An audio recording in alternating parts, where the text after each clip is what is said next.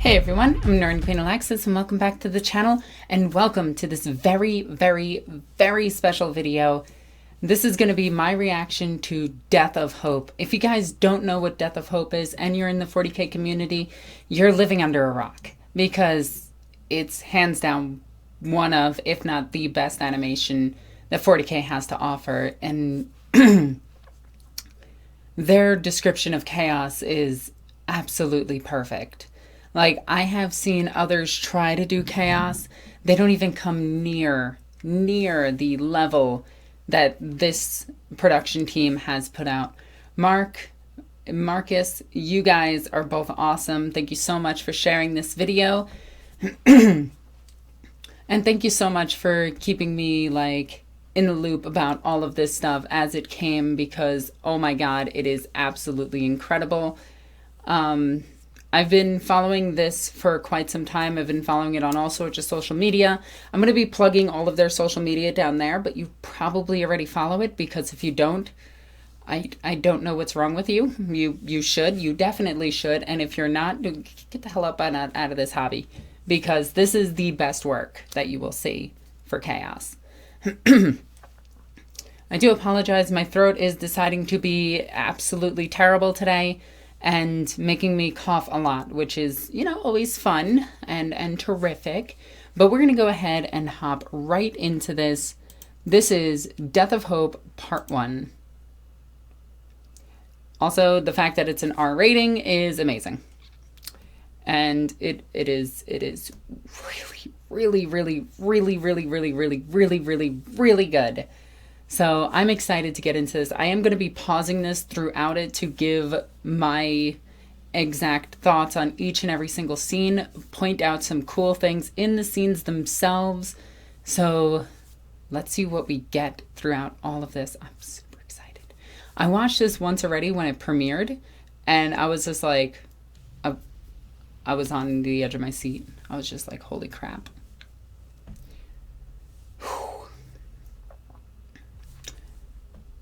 Also, I'm trying out some new lighting and everything, so if I look a little weird, I do apologize. It beats me being beet red for some reason my lighting in here decides to do. So, trying something different. Let's see if it works. Now, I could read this, but I'll leave it up to you guys.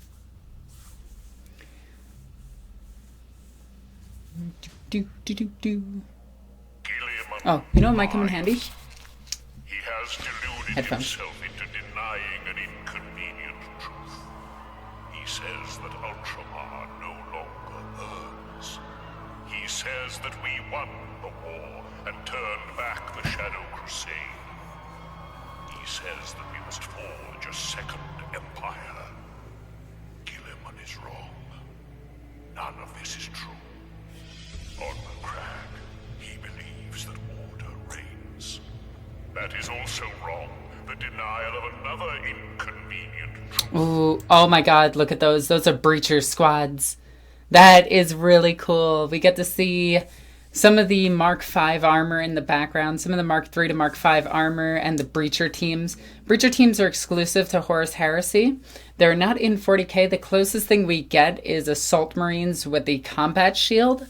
So it is really cool to see these guys out.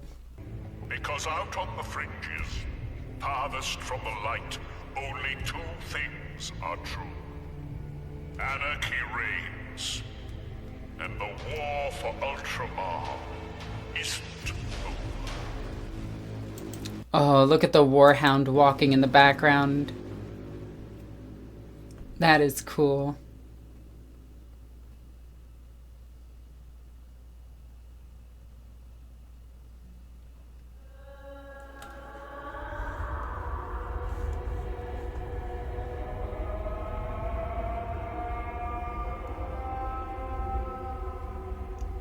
Again, their choice of imagery, terrific.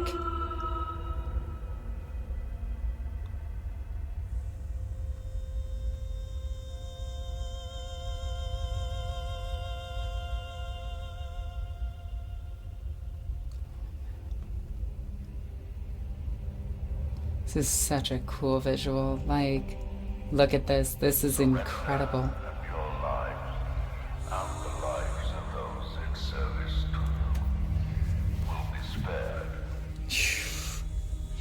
Poor Ultramarine. Fighting from shadows, behind masks. Again, we see great examples of the different marks of armor and different marks of bolters. You have renounced your birthright. Not enough. My brothers are dead, and it is not enough. Look at that big blasted hole in the chassis. The visuals in this is absolutely insane.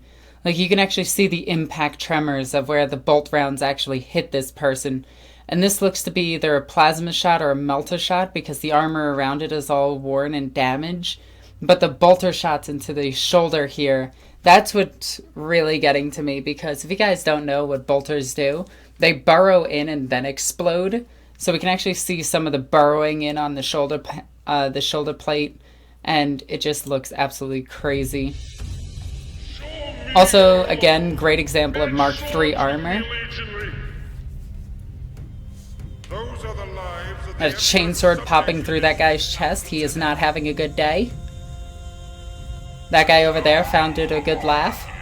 Only vengeance, only justice.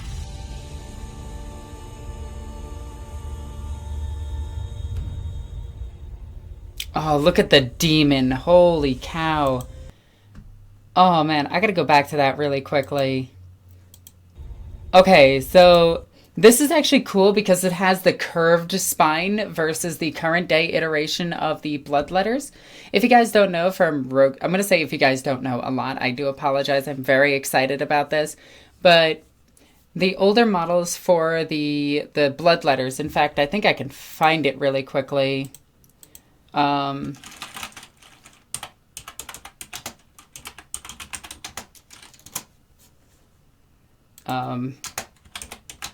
Just go ahead and do this really quickly. Always forget that it's one word. And let's go to the Lexiconum really quick. And I can show you the original design of the bloodletter if they have it. Yeah, here they are. The first edition bloodletters, they had this really curved spine here. And the rigid legs. These are... I actually think that this is a better depiction of demons versus the modern day iteration of Khorne demons, which is these guys.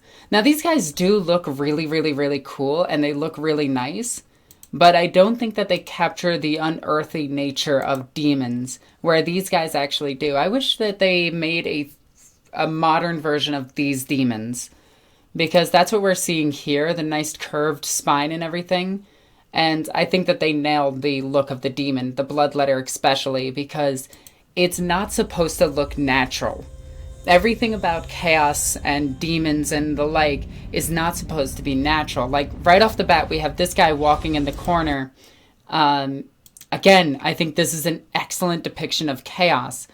You have this guy who's probably possessed, probably not even there in the physical sense, because demons are not physical in the 40k universe. They occupy the same space as they do in the warp because it's a split reality. Demons are willed there, or if you will them not to be there, they are not there. Demons in 40k are extremely cool for this exact purpose, and you actually get to see what chaos actually does to the mind. It twists and breaks it and reforms it over and over and over again until you are nothing left except a carcass, a vessel for the demon. So again, we have all of these things just devouring what's left of the Space Marines. Probably just trying to keep bare sustenance to keep going. Which I love. I think this is absolutely crazy. We're like 5 minutes in and this is intense already. Like, they could have stopped it right here and I would have been satisfied. Like, this is amazing. So now we have a couple of Space Marines walking. This is incredible. Okay. So first, let's talk about these Space Marines really quick.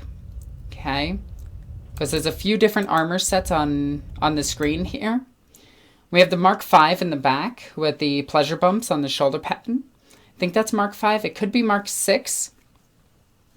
No, because they didn't have Mark 6 yet, because that's the Corvus armor. It was the one prior to the Corvus armor with the bumps on the shoulder and the leg.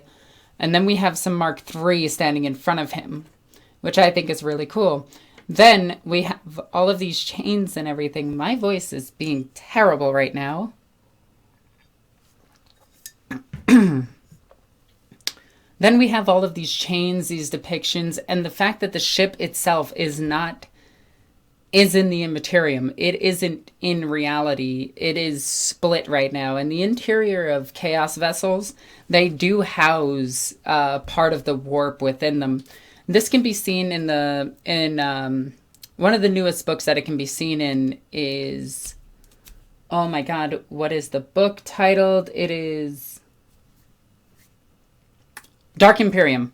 In Dark Imperium, in the beginning, when Gilliman boards Fulgrim's ship, the interior is not really there. It's the Immaterium that you're in. So a lot of the times, a lot of these Chaos vessels do contain loose realities where demons can split in and out of reality. And the depiction of them phasing in and out of reality that you're about to see is actually perfect for this.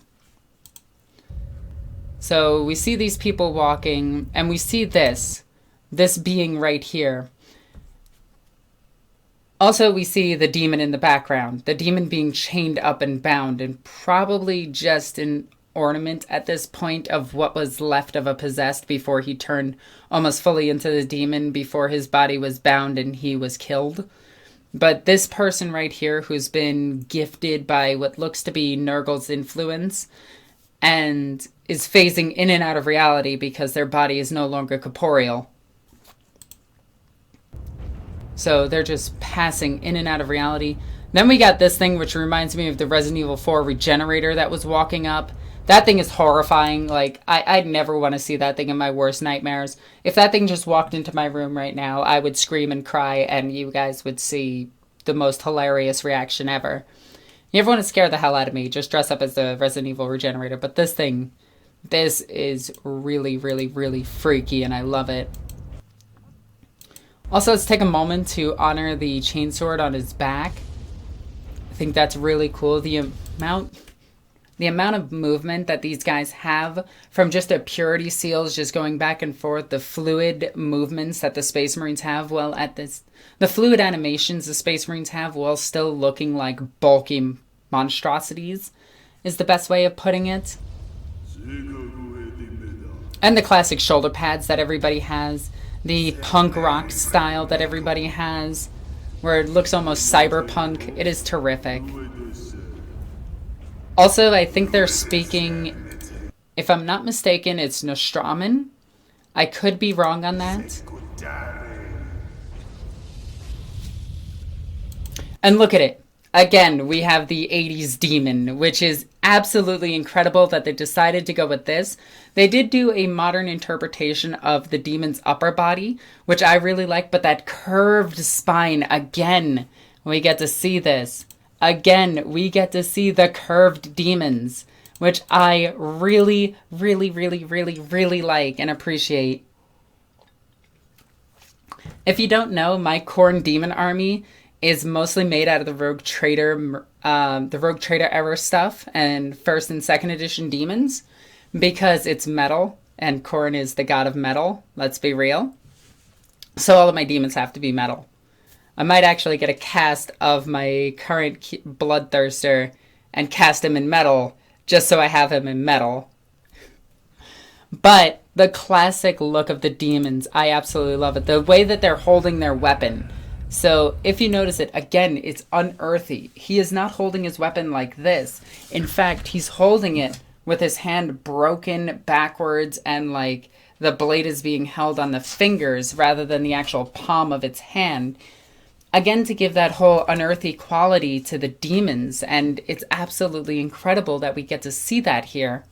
So props to the creators for doing something like this. I am loving all of this. The interior of the ship definitely is atmospheric. The lighting is perfect. The weathering on all of the materials, like everything here looks weathered. looks beaten. Looks like it belongs there. And then we get to see these things. So a lot of people don't know what these are, and I absolutely love these things because they're these. Skillex? I think they're called Skillex. I think that's how you're supposed to pronounce that. But they're ridiculously cool. They're like super servo skulls.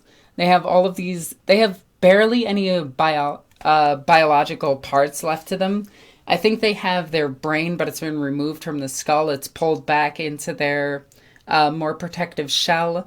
They have like their bare internal organs and life support systems. And then the rest of them is just mechadendrites.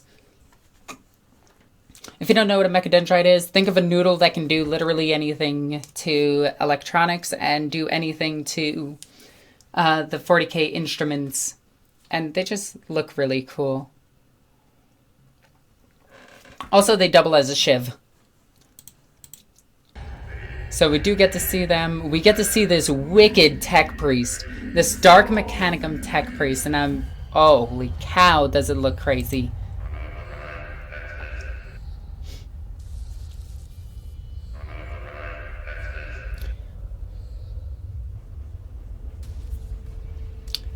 So we get to see a couple of Marines ripped in half here. That was pretty badass. That was pretty badass. Now, this guy.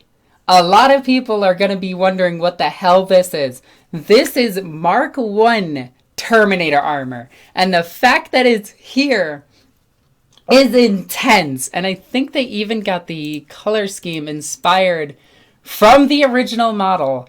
From the Rogue Trader era. The goddamn thing looks so crazy. I love it. It's the exact same. Does it? Oh, it's slightly different. It doesn't have the ring around it. But still, it doesn't have this part. But still, again, inspired by Rogue Trader. These guys are heavily inspired by the tabletop that they grew up with. So, it's just crazy. And you even get to see the ridiculous style bolter that they have, which has a clip on the bottom and a clip on the side. Or a magazine. I think it's a magazine. Pretty sure it's a magazine. And again, they make it look intimidating. Like that model is absolutely goofy. Like you look at it today, it is the goofiest thing you'll ever see. You'll look at it and you're just like, what the hell is this? It's the most 80s thing ever. They took it and they made it look monstrous. They made it look atmospheric. They made it fit into the setting without looking out of place or breaking the flow of what they have here. It's there. It is a Mark 1 Terminator that is just there. Like, look at this thing. Look at the proto bolter that it's carrying, because that is a twin bolter. That is a Mark 1 twin bolter. And again, I cannot get over this enough. It doesn't look bad. Like, it doesn't look out of place. It actually looks intimidating. It's looking over at them. It is sizing them up. It knows damn well that it could kill those Marines. And the scale of it is intense. The weathering on it, the lighting on it, the effects on it, absolutely perfect. And again, there's the walking animation. This is something that a lot of games cannot get when they try to do Space Marines. They make them seem like normal Joes just walking around. Space Marines are big and bulky. They don't walk, they march. They stomp. And that guy, like the camera shaking just slightly as he's walking is perfect. So a little side note about the actual eye that's on this thing. From the lore, I don't know if these actually, you know what? I'm pretty sure these guys put it in there for this exact purpose. That actually helps with sighting on guns. It's a telescopic sight just built into the helmet instead of the gun itself. This allows the bearer to automatically target his enemies at range, and the suit will automatically pick up the gun, level it perfectly, and shoot it. because a lot of the Space Marine armor and equipment is based entirely on thought versus action, where the Sororitas armor and the power armor of the Imperial Guardsmen, yes, Imperial Guardsmen have power armor. They don't have it on tabletop, but they do have it in the lore. They also have mechs. I don't know, they just do. But that is an actual thing. But the power armor from Sisters of Battle is a slightly different. It reacts based on the nervous system of the entire body through the skin, through ports on the skin, which is their newer lore. It used to just be a veil that they wore over their body that interacted with their power armor. Guard, their power armor is slightly worse because it doesn't have that interface and is slower. But Sororitas power armor works based on our normal movements, where Space Marine power armor works based on thought. So it's automatically there, which is why a normal person couldn't wear Space Marine armor, because the second it interface, well, it needs the black carapace, but assuming you didn't need the black carapace, it would tear you apart because your body wouldn't be ready for the movements that your mind is doing, because the suit operates as a skin for the Space Marine. It is the nervous system that is reacting versus the power armor being worn on top of the skin, if that makes sense. So a lot of the times you will see augmetics built into the helmet that assist with the power armor itself. Now, granted, this could just be a bionic eye as well, but just a little bit of tidbit and note for you. That's a word bearer. We got this punk rock star. We got the demon, and this is another thing that a lot of people are going to overlook. A lot of people are going to overlook is the demon walking outside of the ship. There's nothing there. The demon is there. More than likely, the demon is just a reflection of what these people are seeing and thinking about versus actually being there, because that's how demons operate in 40K, and they're seeing it as a reflection on the glass looking down at them. So, really good touch there. Because again, you see the demon just crawling on the outside of the ship. And this one walking on the outside of the ship. And this guy's just like going deranged and everything. He doesn't properly understand chaos. Nothing properly understands chaos. Chaos doesn't even properly understand chaos. This is just its influence. And it's an unfiltered influence. Now this guy over here who's phased through the floor. Again, I think they're speaking Nostraman. This guy's like smashed into the floor. Damn. Mark III power armor again. We got the other ones smashed. Those are Ultramarines that are killed. I'm actually wondering, in that scene, were they walking in zero gravity just using Magna grapples on their boots, and that's why the people were just everywhere? Or were they actually impaled and I just missed it? It could be that they were just impaled and I missed it. We also get to see in this scene all of the severed heads of Ultramarines that they have taken, the Tech Priests, the Dark Mechanicum up here. There's a lot to appreciate in this. The amount of skulls, all the Nostraman. I'm not sure if that's Nostraman. I think that might actually be the Word Bearer stuff. Now this is a cool scene, because we get to see a World Eater outside of his armor. You get to see oh my god, what is that called? The Butcher's Nails in his head, affecting his sight. Looks like he has bionic eyes, or he's given himself over to chaos and gained some type of power. We can see the black carapace on full display here, as well as some augmetics. Now, that might be bionic biceps, which is an augmetic from the role-playing games. I know that Mark and Marcus, who worked on this, do know about the role-playing games. In fact, I've talked to Marcus a lot about the role-playing games. So it would make sense that they would take some inspiration from there as well.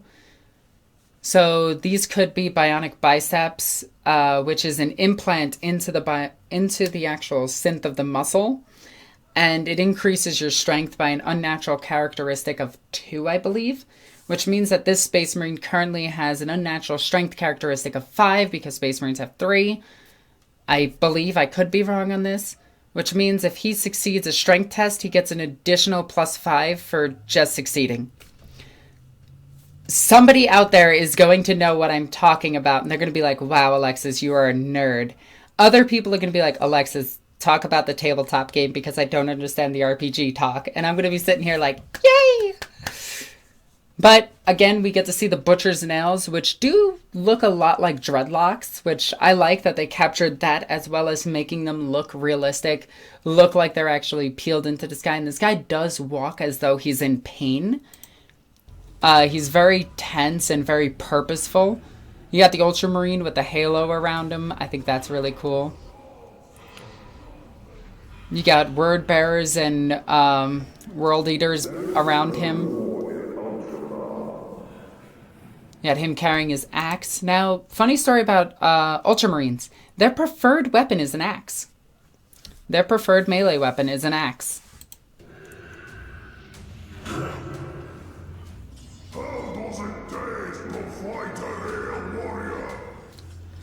I'm not too keen on that accent, but I understand it. This person has a lot of fluids that have leaked from them at some point. They're dead, obviously, now. But damn. Then again, we got some of the sillier marks of armor, but they make them feel atmospheric. They make them feel like they should be there. And again, this is inspiration from original Rogue Trader stuff. In fact, let's see if I can find this really quickly. So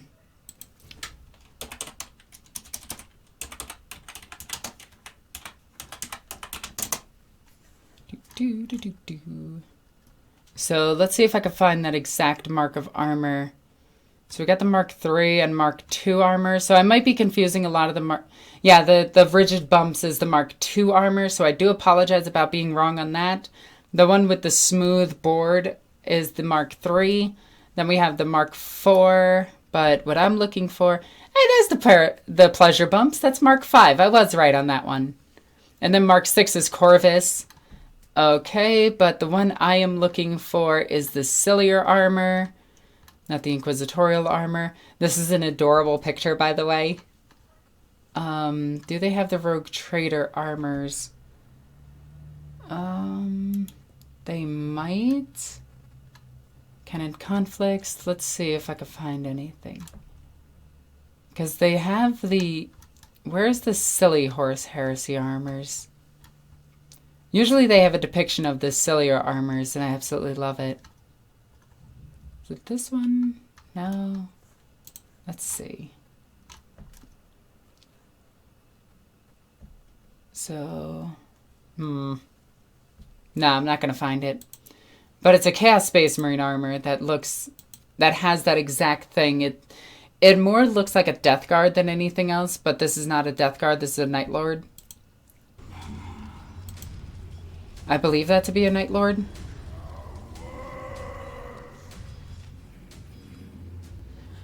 This is cool, because this guy is split in half. This is an Ultramarine. Just torn in half. His black carapace, like, being stretched and ripped and everything. His eyes peeled away. His one eye completely peeled away. His lips ripped. So, oh my god. One of his teeth are gone. You have this dude up here. He's all ripped up and torn up. More than likely at this point he's been possessed by a demon if his will isn't strong enough. We got the Flesh Hound over here doing the coolest thing ever. I love that. I love that. I love that it flickers and flashes. That is amazing.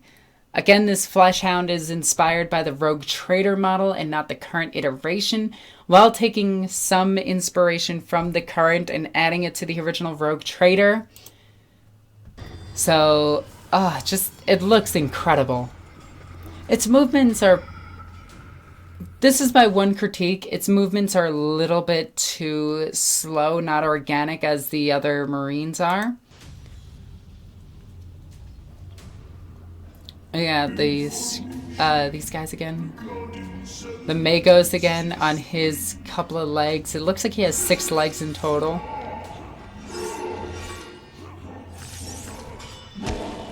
Well, that Ultramarine's dead.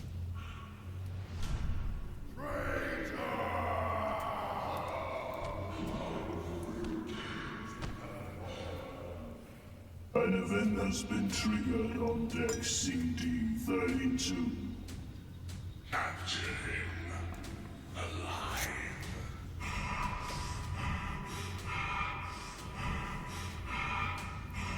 Good depiction of what the butcher's nails actually do to you. And was that Karn in the background? No, that's not Karn. It's just a Marine without his armor on, or part of his armor on. But it is kind of cool to see that this is a Shattered Legion versus a Legion itself. So after a couple of the events of the Horus Heresy, a lot of these traitor Marines, they kind of just got separated after Istvan especially. After massive conflicts and everything, they did get separated from their parent chapters. And a lot of the traitor vessels simply just took Marines and brought them aboard their vessel. And they created what's called the Shattered Legions. This is a style of play that you can do in 30K, which is a really fun way of actually playing the game itself. In 30K, I actually play Death Guard, which is one of the worst Space Marine chapters. I play Loyalist Death Guard too, so it's even worse because I don't get access to the cool things. But I do get Nathaniel Garrow, the coolest character in all of 30K, aside from Latara Sauron. But again, you get the fluid movements of everything. Like, you can feel that guy breathing. That's how cool it is.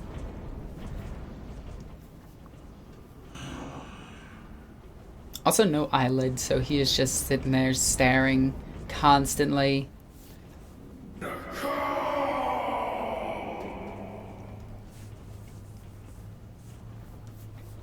That guy's split in half, by the way.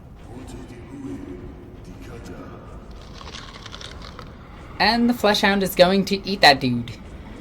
Because that's what Fleshhounds do. Again, the open frill and it's shaking like that. Oh my god. It reminds me of the Dilophosaurus from Jurassic Park. And that dude is just Dennis Nedry down there.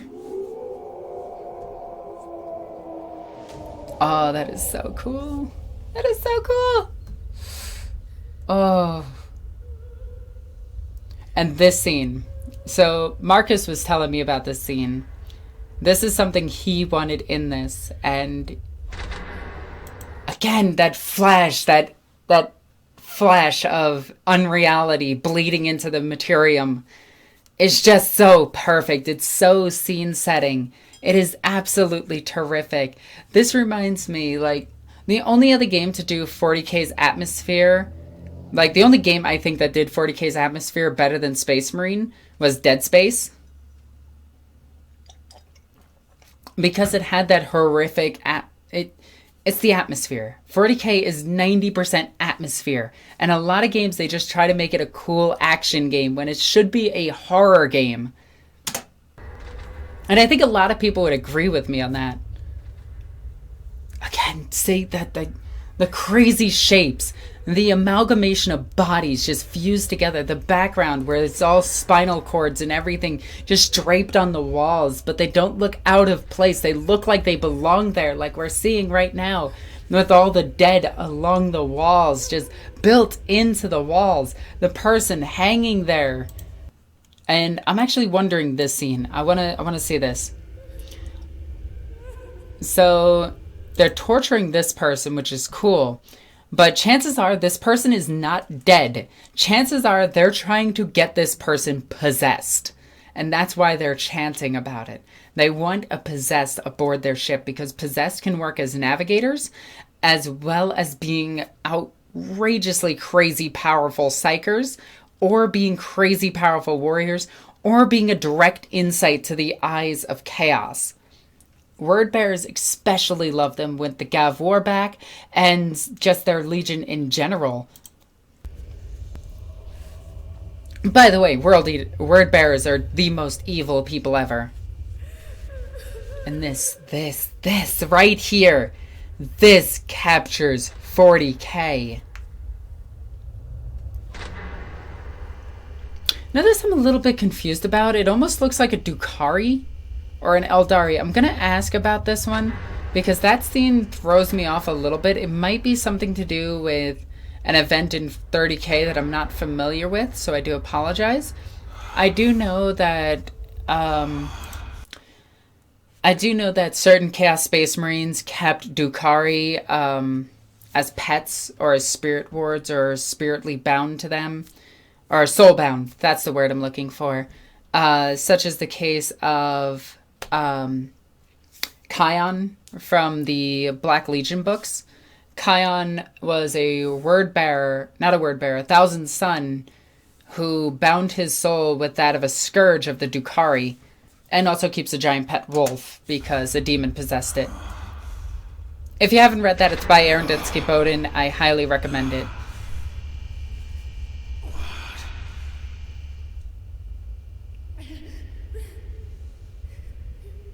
Oh, this is intense. Look at the demons outside of this thing just... Oh my god, the gift of Nergal is all over this person. And they don't even realize it yet. Look at this. This is the most grim, dark thing ever. There's a mouth on the back of the baby just trying to devour the hand. The hand is fused together. There's all these ripples and pox marks all over this baby. And the worst part is, the baby's still alive. You can wait. This is so crazy. Oh, that is 40K in a nutshell. That is chaos. That is Nergal. Like, that is so... Oh my god.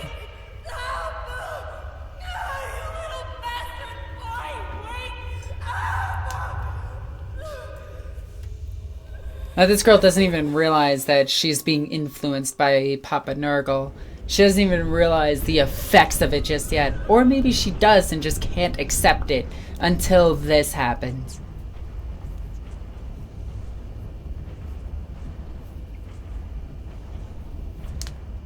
Also, this gives me Mad Max vibes like crazy. And 40K's darker atmosphere was inspired by a lot of 80s action movies. So the influence of Mad Max is definitely here. What is the meaning of this? What you see before you is a lie I made.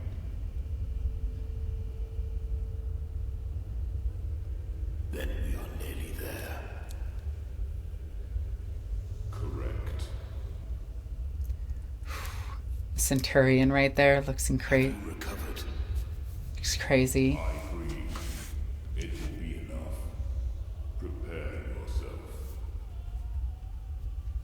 So it looks like he has the marks of the Sola Auxilia, which is the predecessor to the Imperial Guard. Actually, I think it encompassed the Imperial Guard, or Astra Militarum. You get to see all the heads and the spinal cords all down the hallway.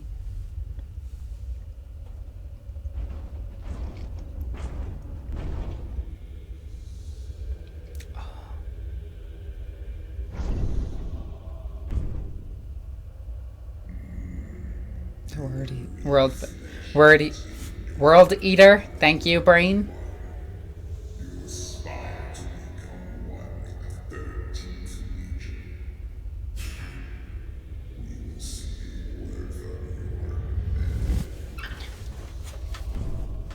Look at all that blood soaked in his armor. I need not be mortified to challenge a son of the Red Angel. Dude's got balls of steel.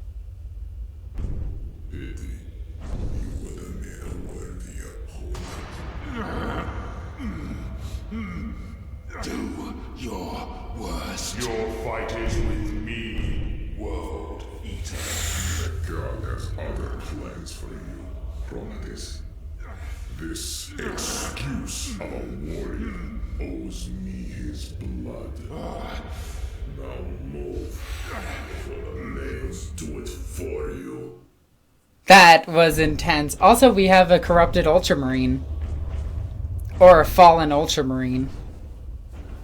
Which was a thing, by the way. There were many of Space Marines that turned on their brothers. The White Scars are known for a good chunk of their chapter, their legion falling to chaos. The Dark Angels are the most known for half their legion falling, which actually wasn't half, it was just the Terranborn ones, which towards the end of the Great Crusade is when they fell, and it was only after the Siege of Terra, when he came back, that small part of his legion was the Chaos ones. Then there's legionnaires that dedicated themselves almost entirely to Chaos, like the World Eaters, which almost entirely fell to Chaos, but a good chunk of them still remained loyal. The Alpha Legion went to Chaos, except for a few chunk of them that went loyal.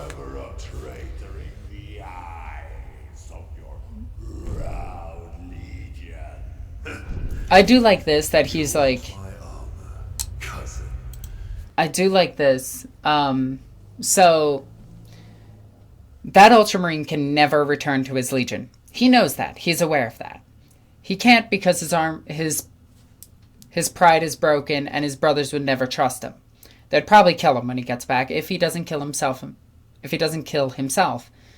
Now, my thinking of this is the reason that the Chaos Marine wants the Ultramarines armor is for infiltration missions.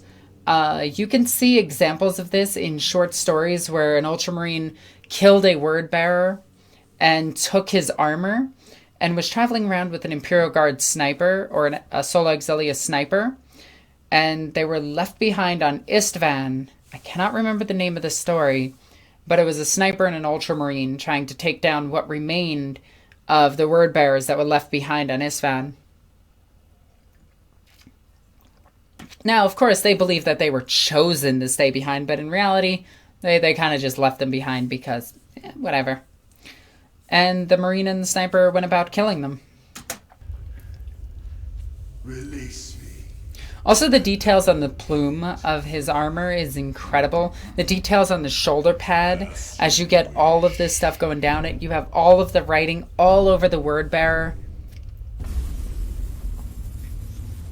You got the maul and everything. Magna grapples, the freaking... Oh, just so good.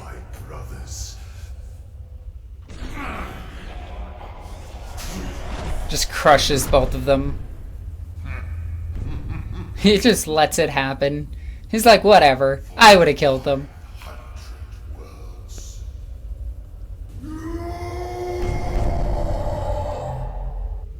So I'm going to take a while to guess and say he died.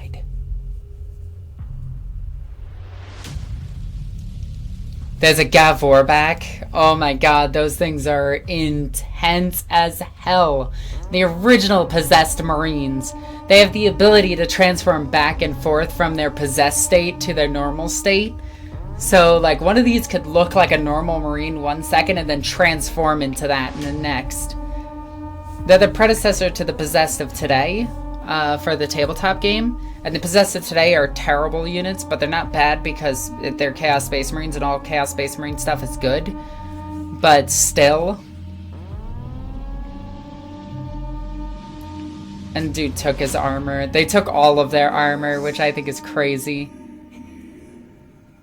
Oh, so cool. Like, so cool. Mark, you are amazing. Marcus, your work on this was also cool. And I just want to point out something really quickly, just for those of you that don't know. Look at the last name mentioned right there. Just something about that is important to me. It just so happens to be a Kane. Now, why could that be important to me, I wonder? Anyway. All of the people that worked on this, you guys did exceptional work. You went above and beyond. This is absolutely incredible work. Like, there is so much. Like, I could talk about each one of those scenes in particular. Like, I could just pick a scene and do an entire video about just one scene, let alone this entire thing. So what I want to do now is, now that I've seen part 1 of this, I want to actually get some of the people that worked on this and do an interview with them. I think that would be really cool. 4 heavy weapon marines and 3 normal marines painted it as a visage of a flesh hound of corn. Now moving on to the end of turn. Now, sort of hit you back up on the end. It's Marcus. Marcus, you're adorable. There's no point. So yeah, this is our... Oh yeah. Playing Battlefleet Gothic, or is that Aeronautica? No, that's Battlefleet Gothic. Oh my god, that's absolutely incredible. They did some amazing, amazing work. Just incredible. Is all I can say about this. Oh yeah, and I think there's a little bit more at the end. I don't want to miss it again, because last time I got yelled at for missing something. Do you believe in gods, woman? There was such that I am forsaken. I would not be in such pain. Look around you. You have been blessed. You yet live. You are chosen. And yet, you cast doubt. I believe.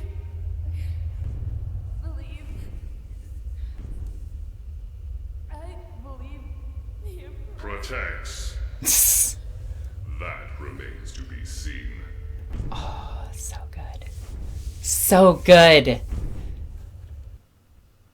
Oh, that was absolutely incredible. 13 out of 10. I highly recommend. Holy crap. These guys do amazing work. Please follow them. Please subscribe to them. If they have a Patreon, please throw money at them, because holy cow, they deserve it. So I will be putting a link to this in the description down below. Make sure you guys check it all out. And yeah. So final thoughts on this. I can't wait to see more. I cannot wait to see more. This is absolutely incredible. And one of the best 40k channels that is out there. Just wow. Like, GW, hire these guys. Let them make your animations for you. Let them make chaos chaos. Like, they took your original concept for chaos and dialed it up to 11. Like, they took chaos and made it really, really, really badass, unlike the joke that it usually is. So, with that all said, I want to thank everybody for watching, everybody for listening to this. It is a bit long. I do apologize about that. I had a lot to say about this. So, yeah. Comment, subscribe thing, check out links, whatever. As always, I'm NornQueenAlexis. I love you guys. Bye.